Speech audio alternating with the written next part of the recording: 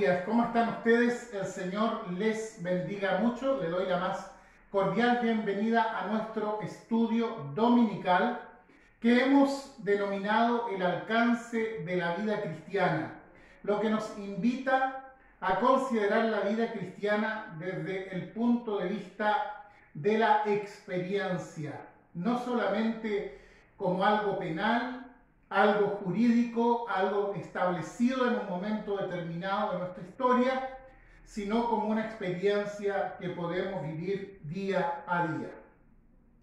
Hemos estado considerando a la luz de la Escritura, especialmente de los escritos del apóstol Pablo, donde él menciona aspectos tan importantes sobre lo cual debemos nosotros, como hijos de Dios, identificarnos con la persona de Cristo.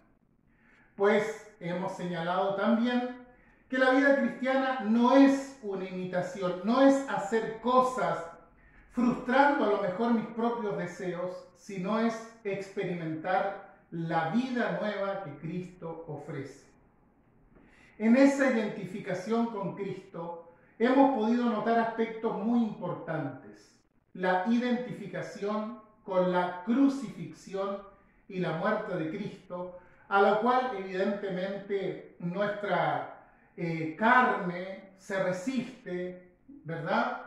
También hemos hablado acerca de la participación en la resurrección de Cristo, para lo cual hemos señalado que para que haya dicha resurrección debe necesariamente haber una muerte primeramente, y también en la clase pasada estuvimos hablando acerca de la ascensión con Cristo, allí la participación con Él en los lugares celestiales, como dice Pablo también allí en su carta a los Efesios. Bueno, todo esto que hemos señalado debiera transformarse en una experiencia espiritual en cada uno de nosotros. Porque claro, nosotros vemos nuestra vida, vemos nuestra temporalidad y nos damos cuenta que estamos luchando, batallando día a día con circunstancias que eventualmente nos llevan a perder de vista todo esto. Por lo tanto, aquí es donde entra el elemento de la fe, esa fe que nos va a permitir aceptar y recibir lo que Cristo ya hizo por cada uno de nosotros. Esto es bien interesante entenderlo, porque mientras nosotros transitamos en la temporalidad, Dios está o habita en la eternidad. Y en la eternidad, a diferencia de la temporalidad, no existe tiempo. La eternidad es como un eterno presente. Por lo tanto, hay pasajes que para uno, pasajes bíblicos que uno les cuesta entender. Por ejemplo, Romanos 8:30, cuando dice: a los que predestinó, también los llamó. A los que llamó, a esos también justificó. Y a los que justificó, a esos también glorificó. Y aquí uno se detiene un poco y dice: bueno, yo no me siento glorificado. Si me preguntan, creo que no estoy glorificado. Sin embargo, acá en este pasaje lo vemos como un hecho consumado. ¿Por qué? Porque Dios está hablando desde la eternidad, de lo que es. Nosotros vamos descubriendo cosas y en algún momento, cuando ya dejemos el escenario de esta vida, vamos a poder vivir plenamente lo que está escrito sobre nosotros. Sin embargo, no es algo que vayamos a alcanzar, sino algo que ya alcanzamos por la fe en Cristo Jesús. Quisiera hablarles un poquito en esta oportunidad sobre lo que significa el tránsito en esta vida terrenal, en esta vida temporal. ¿Cómo podemos ir conjugando esta realidad espiritual y eterna, que ya es una realidad profunda, poderosa en cada uno de nosotros, con lo que enfrentamos día a día? Mientras nosotros transitamos en esta vida, desde el momento que tuvimos nuestro encuentro con Jesucristo, lo que vivimos es un tiempo de tensión, de lucha espiritual. Y cuanto más nos acercamos a Dios, y cuanto más descubrimos las cosas espirituales y las verdades eternas establecidas para nosotros, y nos apropiamos de ellas, es como que la lucha espiritual se torna mucho más fuerte, porque evidentemente hay un enemigo de nuestras almas que va a procurar por todos sus medios que esta experiencia no prospere en nosotros. El cristiano no está libre de peligros en ningún momento mientras peregrina en este mundo. Tenemos las denominadas tentaciones que se interponen, ¿no es cierto?, en nuestro camino. Esas tentaciones que son esas instancias que el enemigo eventualmente pone delante de nosotros para torcer nuestro camino. ¿Ya? Están ahí presentes. Hasta el mismo Señor Jesucristo fue tentado por Satanás en el desierto. Ustedes recuerdan ese evento.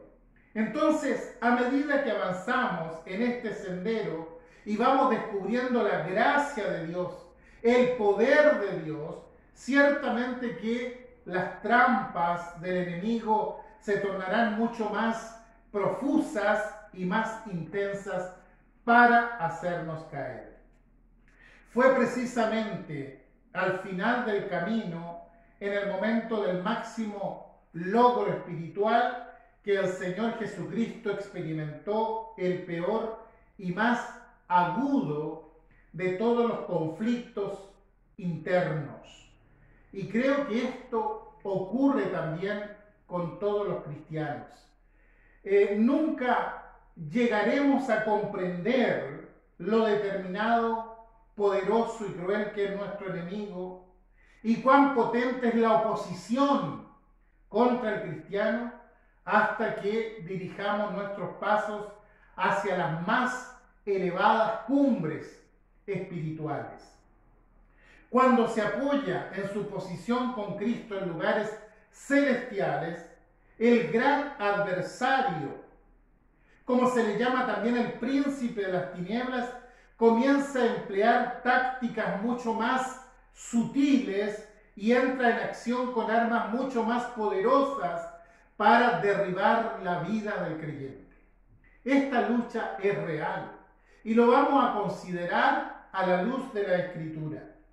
Es bastante posible dudar de la existencia de esta personalidad satánica mientras uno todavía está en la vida carnal. Como que mientras estamos participando de las cosas de la carne no podemos dimensionar ni ver el rigor de esta lucha. Lo que sucede es que cuando estamos en esa condición no tenemos la suficiente vista espiritual para poder verlo, para darnos cuenta de esto. El espíritu humano todavía no está plenamente liberado, por lo tanto la lucha no es tan recia con un cristiano carnal como lo es con un cristiano que está buscando profundizar sus raíces en la fe y en la obra de Cristo. Por tanto, cuando estamos viviendo esa vida mediocre en lo espiritual, no encontramos una gran oposición. No hay una lucha real con aquellos que están conformes en profesar a Cristo, pero por otro lado, el que está en el trono de su vida es el yo. En tanto la vida vieja no sea desplazada y la cruz haga su operación en el yo, manteniéndolo bajo muerte y liberando así a la nueva criatura, ciertamente que el enemigo no se sentirá mayormente amenazado por esto. Pero cuando el creyente se da cuenta de su llamado, de su posición en Cristo, de su identificación con la persona de Cristo, de su unión con Él en su muerte, su resurrección y su ascensión, entonces empieza a apreciar el significado de lo que San Pablo, por ejemplo, dice allí en Efesios capítulo 6 y versículo 12, porque no tenemos lucha contra sangre y carne, sino contra principados, contra los gobernantes de las tinieblas de este siglo, contra huestes espirituales de maldad en las regiones celestes. Es entonces cuando el cristiano se apropia del verdadero significado de la cruz. ¿Saben? El Señor no vino solamente a revelarnos el amor del Padre, expresado en términos humanos, ¿no es cierto?, el propósito de Dios.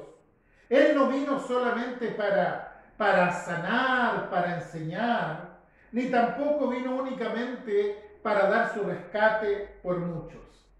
Es cierto que hizo esto, y agradecemos y alabamos al Señor por todo esto. Pero en el sentido más estricto puede decirse que hay un propósito supremo del cual poco se habla, porque el hombre, el ser humano en su ceguera, ha sido y es incapaz de entenderlo. Detrás del escenario de su vida, de la vida de Jesús, estaba llevando a cabo un intenso drama. El Señor Jesús vio a Satanás caer del cielo como un rayo. Él vio al enemigo real. Jesús nunca fue engañado ni por un solo segundo. Detrás de la apariencia de la vida, él veía vastas hordas de demonios como espesas nubes que envolvían todo el mundo.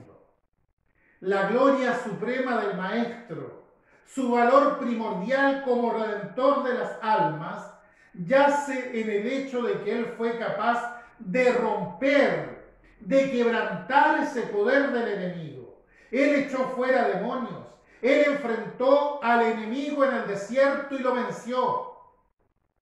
Es significante notar que aquella última noche el Salvador interpretó su cruz en términos de conflicto con el dominio de Satanás. Él dice, y estoy allí en Juan 12:31, ahora el príncipe de este mundo será echado fuera. El autor a los Hebreos tuvo suficiente luz para reparar también en este hecho, pues escribió que Jesús, a través de la muerte, destruyó al que tenía el poder de la muerte, esto es, el diablo. Parecería que aún en las áreas espirituales de las cuales no tenemos conciencia, cuando tiene lugar el conflicto, allí en Apocalipsis leemos que había una guerra en el cielo. Las fuerzas de la luz apelan constantemente al Calvario sobre la base de la victoria obtenida por Jesucristo en ese lugar. Nosotros, mirando la cruz, podemos también obtener la victoria. Quizás alguien se pregunte, ¿y qué de la omnipotencia de Dios? ¿Por qué con un simple acto de su voluntad no paraliza toda hueste de maldad, lo saca de escena y asunto arreglado? El Señor pudo haber hecho esto, pero eso no hubiera respondido a su propósito, no hubiese resuelto el problema para la humanidad. El hombre había pecado, había sido engañado por este padre de la mentira. El hombre había hecho causa común con Satanás, se había prestado para el plan del príncipe caído. No tuvo en cuenta a Dios. La rebelión le apartó de Dios desde el principio mismo de la creación. De manera que era necesario que su propia voluntad rompiera relaciones con Satanás, el príncipe del mundo, y se volviera a Dios. Por lo tanto, Cristo como hombre tuvo que vencer a Satanás. Aquí hay un punto clave. Él era el hombre, el Hijo del hombre, empleando armas que el hombre podía usar y triunfar a través de ellas. Era el Hijo del hombre desafiando la autoridad del usurpador y tomando su posición delante de Dios. Al Salvador, a Cristo Jesús, le costó la vergüenza, el deshonor de la cruz, pues Satanás llenó a los judíos con un odio diabólico. Ningún hombre fue tan odiado como lo fue Cristo Jesús, ni tampoco tan amado como lo fue Él. La única explicación que tenemos para este intenso odio hacia Jesús está en el fondo diabólico. ¿Por qué si no el hombre más sublime, más perfecto que pisó la tierra, que hizo bienes a millares y comunicó tesoros divinos a la humanidad, podría ser objeto de tal desprecio? Solo cuando vamos a las páginas de la Escritura, ahí podemos ver la auténtica respuesta a todo esto. Leemos, por ejemplo, que Satanás entró en Judas. Por tanto, fue el diablo quien incendió esos corazones con el fuego del infierno. Pero vamos al punto de interés para nosotros en este momento. ¿Qué tiene que ver esto con nuestra participación en Cristo? Mucho, en todas las maneras. No solo somos bautizados en la muerte de Cristo, no solo somos resucitados con Cristo en el poder de la vida eterna, somos también participantes de esta victoria de Jesús sobre las fuerzas diabólicas del infierno. Cuando el Hijo del Hombre triunfó, nosotros también triunfamos con Él. El más humilde de los creyentes tiene poder, autoridad para someter al dragón, a Satanás bajo su pie.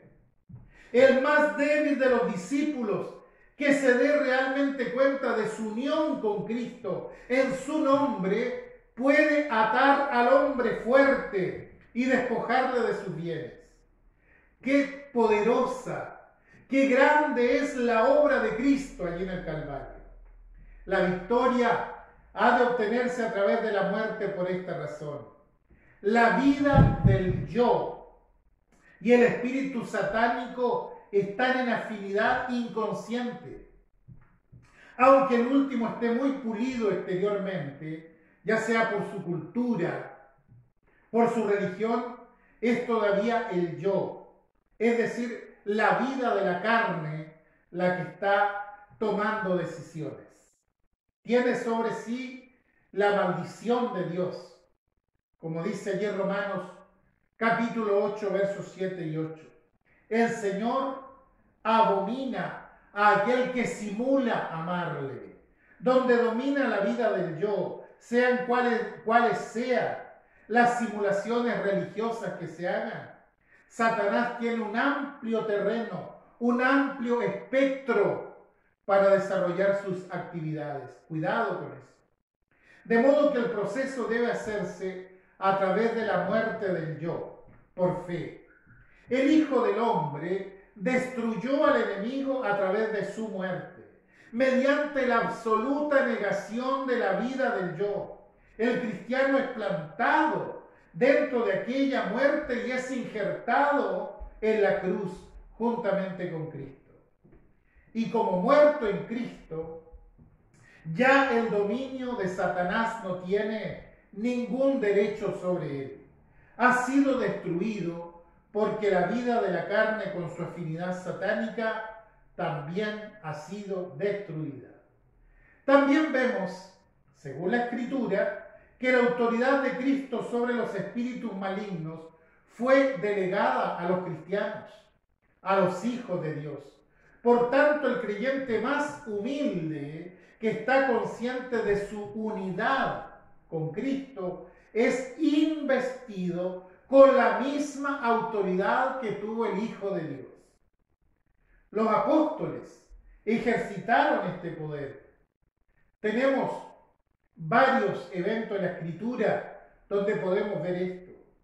Nosotros también podemos ejercitar este poder. Cristo está listo para hacer efectivo el mandato del más humilde cordero de su rebaño, si ese cordero es obediente.